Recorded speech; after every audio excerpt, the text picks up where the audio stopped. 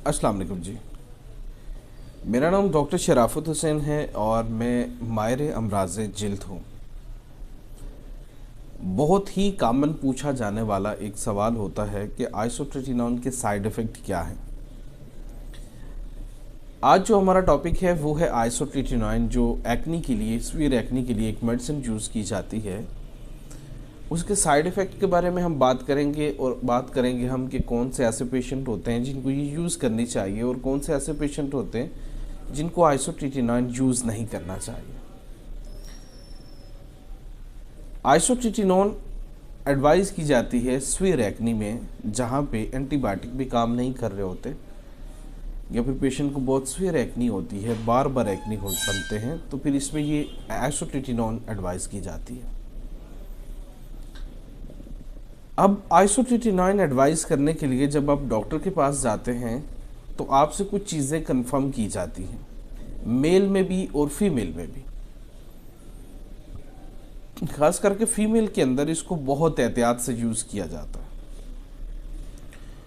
अगर doctor females को proper guide नहीं करता तो इससे बहुत नुकसान भी हो सकता है। आइसोट्रेटिनॉन को आप कभी भी बगैर डॉक्टर के प्रिस्क्रिप्शन के, बगैर डॉक्टर के एडवाइस किए यूज़ नहीं करना। और दूसरा, जब आइसोट्रेटिनॉन को आप यूज़ करते हैं तो शुरू में आपको एक्नी ज़्यादा हो जाते हैं। इसकी क्या वजह होती है, इन सारी चीज़ों के बारे में मैं आज आपको डिटेल से बताऊंगा। अगर आप आइसोट्रेटिनॉन यूज़ करना चाह रहे हैं या आप यूज़ कर रहे हैं तो आपको किन किन चीज़ों का ख्याल रखना चाहिए। आइसोट्रेटिनॉन जब हम फीमेल में एडवाइस करते हैं तो हम उनसे जो हिस्ट्री लेते हैं और जो चीज़ उनको जिन चीज़ों से हम रोकते हैं, जो चीज़ें अवॉइड करवाते हैं, वो ये हैं कि फीमेल्स के अंदर आइसोट्रेटिनॉन को ड्यूरिंग प्रेगनेंसी यूज़ नहीं किया जाता।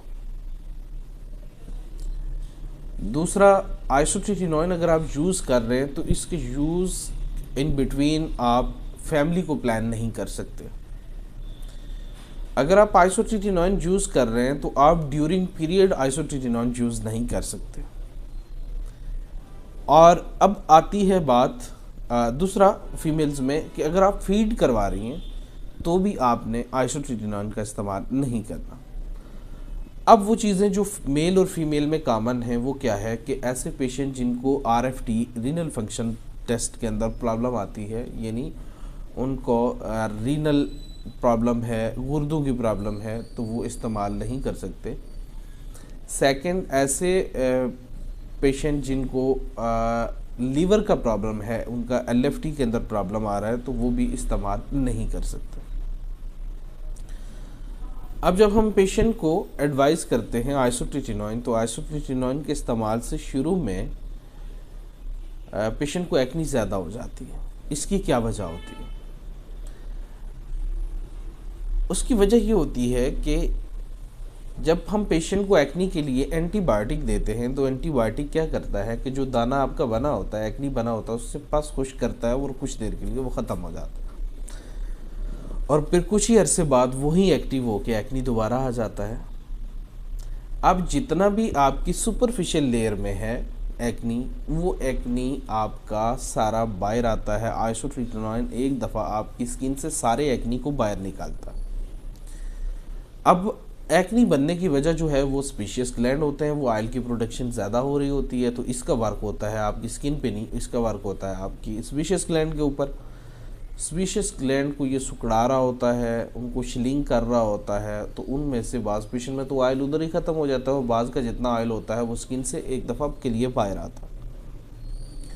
तो आइसोट्रेटिनॉन के इस्तेमाल से अगर आपको फर्स्ट 2 या 3 हफ्तों के लिए एक्ने ज़्यादा हो जाते हैं तो इट्स मीन कि ये आप पे वर्क कर रहा है, इसका साइड इफ़ेक्ट नहीं है, इसको छोड़ा ना जाए।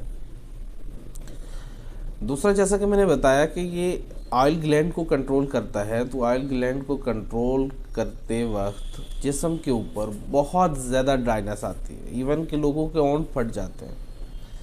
तो इसको इस्तेमाल करते वक्त आपने जो आम नॉर्मल रूटीन में आप लिक्विड इंटेक करते थे उसको आप 2 से 3 गुना बढ़ा दें। पानी का इस्तेमाल आपने बहुत करना है, साथ साथ आपने अपनी स्किन के ऊपर, फेस के ऊपर, आपने लिप्स के ऊपर और होल बॉडी आप जब शावर लेते हैं तो आपने मॉइस्चराइज़र का इस्तेमाल करना। इससे बाज़ दफ़ा ये होता है कि पेशेंट की बहुत ज़्यादा क्रैक स्किन हो जाती है, तो आपको जो टॉपिकल चीज़ें दी जाती हैं उनको कुछ देर के लिए स्टॉप करना होता है या फिर उनको मॉइस्चराइज़र के साथ यूज़ करना पड़ता है। अक्सर लोगों की कंप्लेन होती है मेरी स्किन बहुत ज़्यादा रफ़ हो गई है, ड्राई हो गई है, फटना शुरू हो गई है, तो आपने लिक्विड इनटेक अपना ज़्यादा वो करना है। दूसरा, आपने मॉइस्चराइज़र बार बार लगाना है। अगर आप लगा सकते हैं तो कोशिश करें कि उसको 1-1 घंटे बाद दोबारा लगाएं मॉइस्चराइज़र को। लेकिन आप जब इसका 3 माह का, 5 माह का, जो भी 6 माह का कोर्स डॉक्टर एडवाइस करता है, एक दफ़ा ये कंप्लीट कर लेते हैं तो बहुत कम चांसेस होते हैं कि आपको एक्ने बने। दूसरा, आपने करना क्या है कि इसकी जो ट्रीटमेंट आइसोट्रेटिनोइन की आप कर रहे होते हैं, इसके दौरान आपको कुछ चीज़ें खाने में अवॉइड करनी होती है। आप मिल्क नहीं ले सकते, फ़िश नहीं ले सकते, नट्स नहीं ले सकते, राइस नहीं ले सकते, ऑयली फूड जितनी होती हैं आपने उनसे भी जो है अवॉइड करना है, इनटेक नहीं करना उनको। तो ये अगर आप को मेरे ख्याल में आइसोट्रेटिनोइन के बारे में बहुत बेहतर से समझ आ गया होगा। आइसोट्रेटिनोइन अगर आप ले रहे हैं ख़ास करके फ़ीमेल के लिए, तो जो चीज़ें मैंने बताई हैं इनको बहुत ज़्यादा आपने नोटिस करना है। ये फीमेल्स के अंदर बहुत ज़्यादा साइड इफ़ेक्ट होते हैं इसके। इस आइसोट्रेटिनोइन के हवाले से अगर आपका कोई क्वेश्चन है तो आप कमेंट बॉक्स में पूछ सकते हैं, मैं आपके कमेंट का जवाब दूंगा, आंसर करूंगा आपको। अगर आपको कोई स्किन की प्रॉब्लम है तो भी आप कमेंट बॉक्स में बताएं, मैं उसके ऊपर वीडियो बनाऊंगा। अगर वीडियो आपको अच्छी लगी, आपके लिए इन्फॉर्मेटिव थी, तो आप वीडियो को लाइक कर दें, वीडियो को शेयर करें, चैनल को सब्सक्राइब कर दें। मिलते हैं नई वीडियो के साथ। खुदा हाफिज़।